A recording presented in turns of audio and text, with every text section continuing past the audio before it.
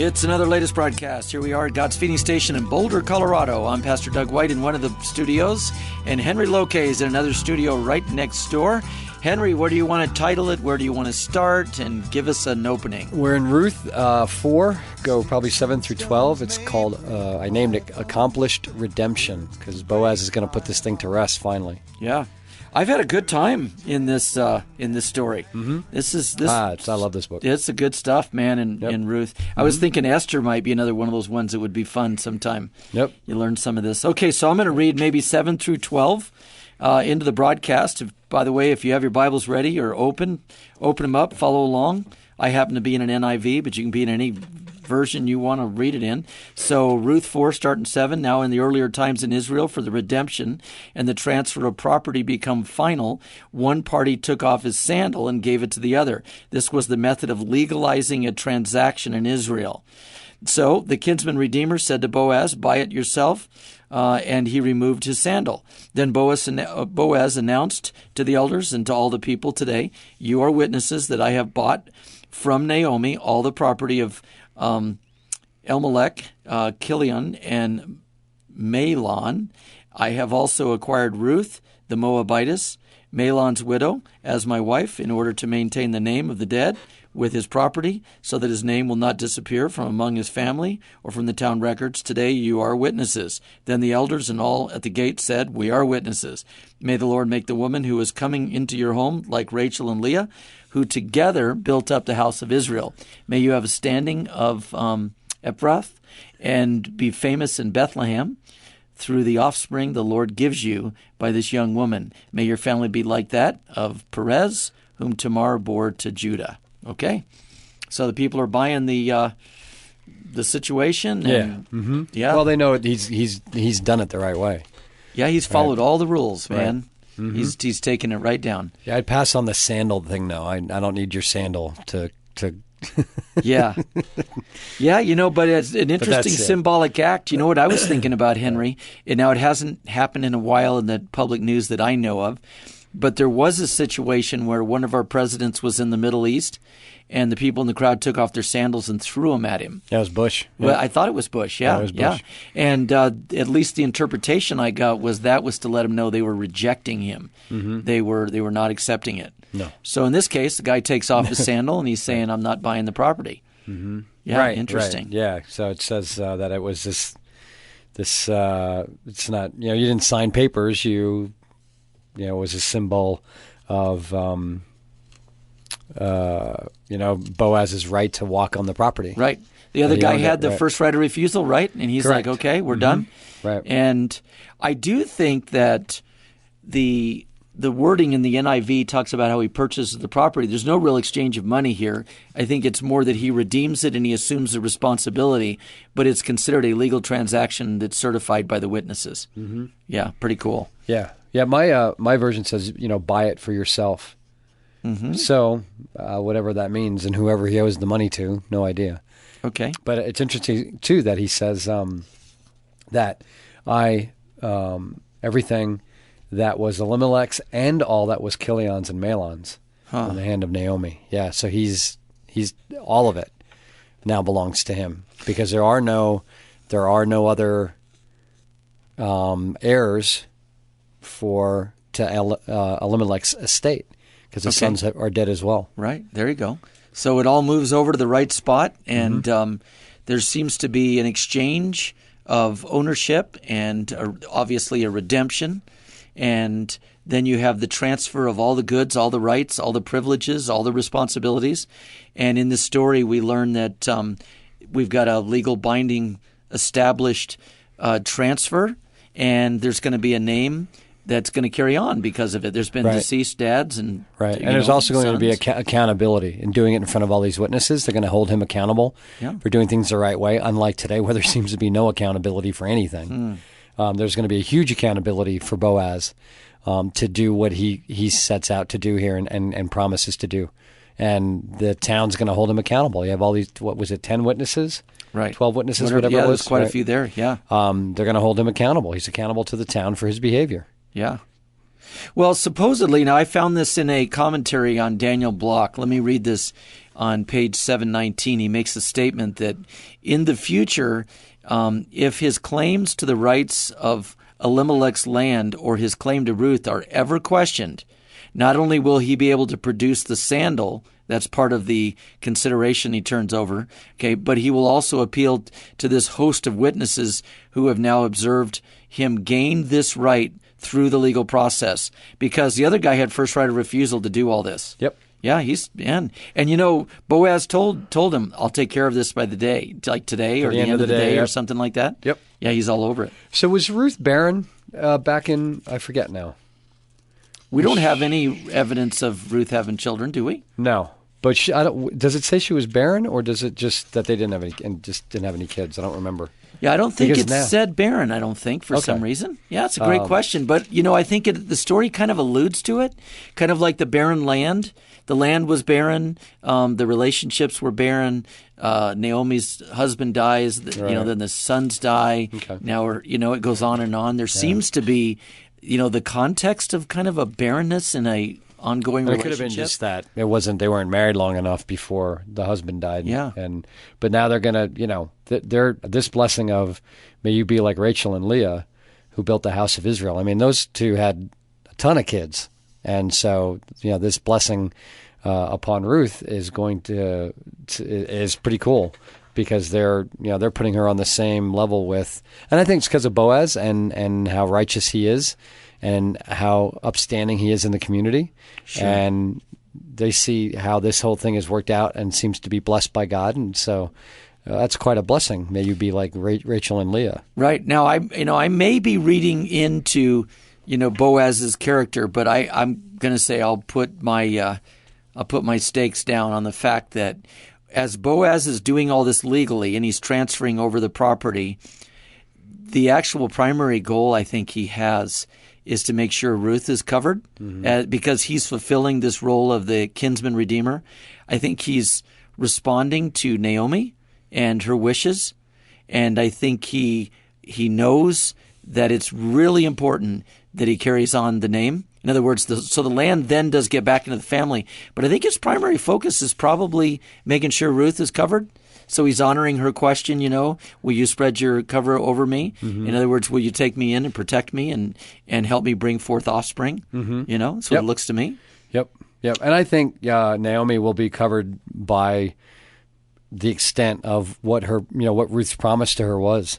And I think Boaz will honor that, and we'll find that out in a later broadcast, probably tomorrow. It's pretty special that how this is coming together. Mm-hmm.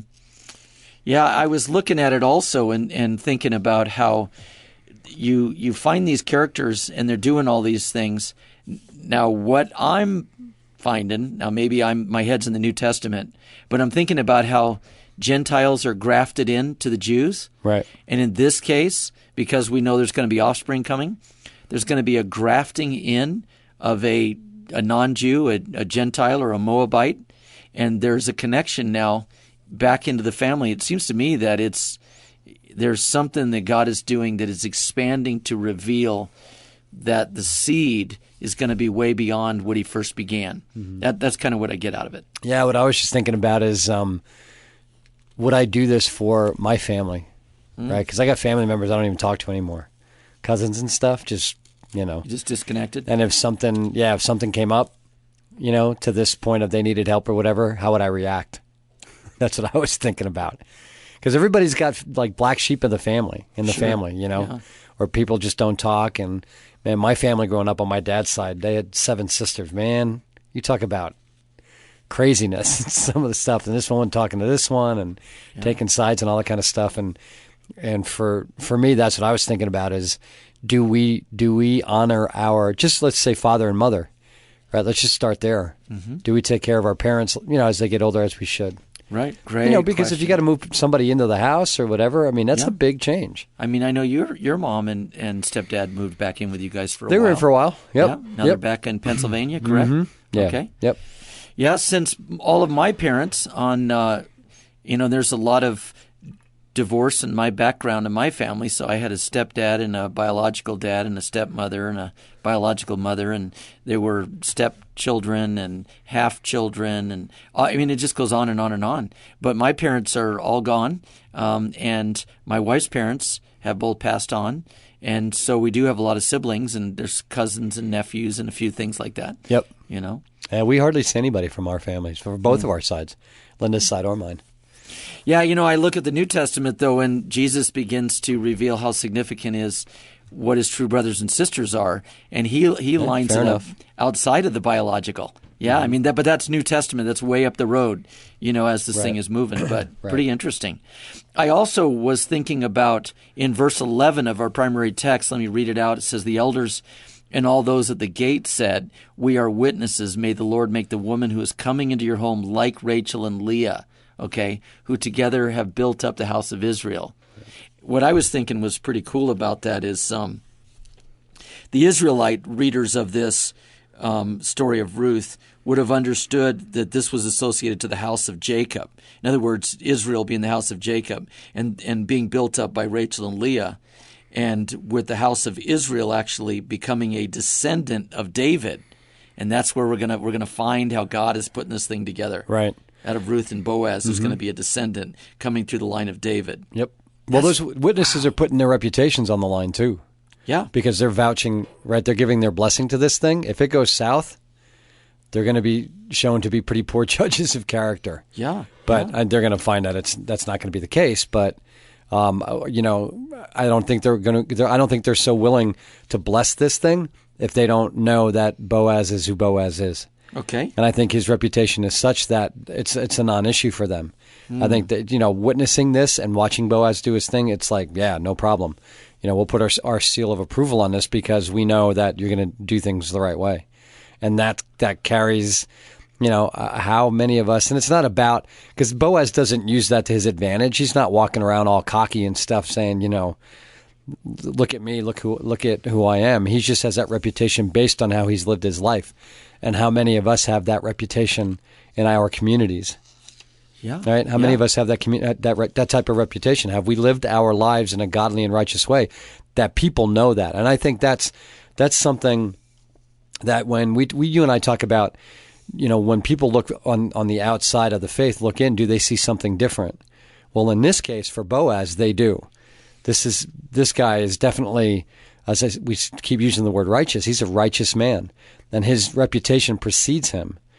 And the question is, when people look out from outside the faith now and they look at us, do they see a Boaz-type reputation? Do they see somebody who's righteous or self-righteous or somebody who's trying to live a life separate and apart and holy to God? Is that what they see? I think it's a really interesting question, because I think when you have when you live that type of life, your reputation precedes you. You don't have to blow your own horn. You don't have to do all these things to get noticed. Sure. People just see the difference. Yeah. And that's what I think with Boaz. People just see the difference.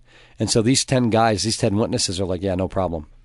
Yeah, we know who you are. We know who you We've are. watched you for years and years and years. Yeah. And we'll send you off with a blessing along with just being witnesses. We're excited about this. Yep. And I think for us, the question is that what people see when they look at the church now these days? Right. And I don't know what the answer is. But that's a great question. You know, I was also thinking about the stigmatization on a gal like Ruth in that land, typically because she's from a pagan area outside of their country, and she's a Moabitess, and normally you'd stay kind of back away from them.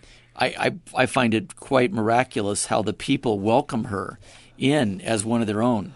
And then now let's go to the church today and ask, how do we welcome in people who come from backgrounds that might be pretty scarred or tainted? Well, Boaz puts everybody on notice immediately. I mean, he's not having any of that. Yeah, he's not. That's what's so amazing about it. He champions Ruth and says, you will treat her the right way. You guys will be upfront and honest with her. You make sure that she gets enough food. And there will be no rumor mongering, no treating her poorly, none of that. Don't harass her, all that stuff. No, Boaz takes a stand immediately for her. That's pretty sweet. Mm-hmm. You know, the next verse in our final verse, actually, of chapter 4 of Ruth, in verse 12. Then it goes on about this, through the offspring the Lord gives you by this young woman, may your family be like that of Perez, who Tamar bore to Judah. Now, I did a little research on that, and Perez was Boaz's ancestor, okay? Mm-hmm. His birth to Judah was from a union that was based on also a Levirate practice. We could go back and look at Genesis 38, 28, 27 to 30, learn more about that. And so Perez ends up being the exemplar or the perfect model in one sense within Boaz's own bloodline. That's pretty cool for the blessing of the elders to give to Boaz. Mm-hmm. And then his descendants of Perez had raised the tribe of Judah to a prominent place within Israel. So you look at all this stuff, what they're really saying is we're expecting to see the dynasty of David come through an offspring. We're looking for this building up, and I think they are really encouraged. They're commending.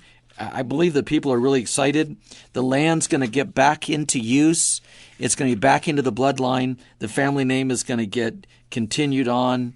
It's a sweet story. And to me, the big piece is God's doing it all. And my favorite psalm is the 127th Psalm, unless the Lord builds a house, the builder labors in vain.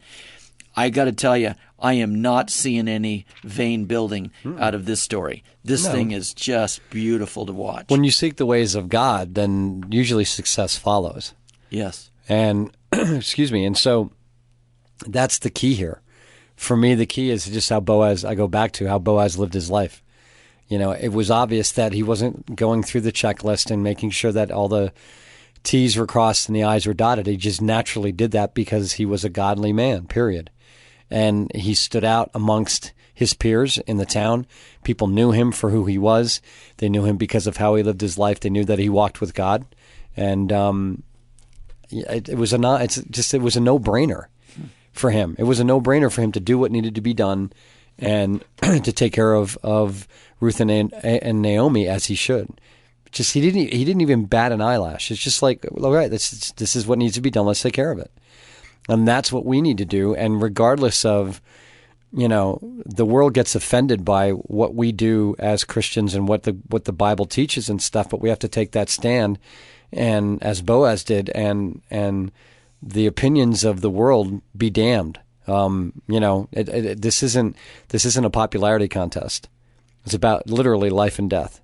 We all have a death sentence outside of Christ, and life. The only way to have that death sentence removed is in Christ. Period. So we need to be more like Boaz and just do what needs to be done, and just it's got to be second nature. That's the thing. That's the thing that strikes me about Boaz. His thing and what he does and how he acts and stuff. It's just second nature to him because he's done this for so long, obviously. And that's where we need to be. I mean, it needs to be second nature to us. Until it is, we're just going to keep. It's like treading water or floundering in the deep end and really not swimming and making any headway for the kingdom. But when at some point we got to start. And I don't know how you convince people to do that. Right? I don't know, because we were talking about Donna Wasson wrote another article about how the church has kind of become this glossing over all the important things like redemption, and so nobody wants to talk about it. Sure. I don't think that was Boaz's issue. Yeah, he just does what's right straight on, man. If this was a golf game, boy, he's right down the center of the fairway, and he's not deviating to the right or the left. No slices, no hooks, nothing. No. And he's gonna get way beyond the par for the course. Yeah, and and I think how do we do that? How do we start striving for that type of life? I think as my closing thought is that Boaz saw this as an opportunity from day one. He was a welcoming, compassionate guy. He's going to take authority over, the powers of Satan that's going to do things like maybe have an outsider be harassed by workers, or he's going to be on the moral high road. He's going to show righteousness.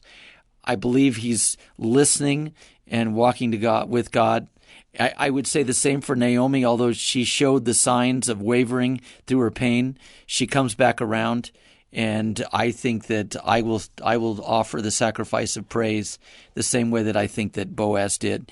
And I guess the last thing I will say is, that one little place that could have been a fork in the road, I just saw the tension of the possibility of this young woman laying down in the middle of darkness next to this guy at night. And all you need is just a little bit of a misread in that story. And this whole story goes way, way south. Okay? And it's the light of God, the truth of God, and the character of a righteous man and a woman who's trying to make sure that everything is done according to Yahweh's plan. And it all comes together. It's getting really beautiful. So that's what I close with. Praise God, trust God, and don't take the bait.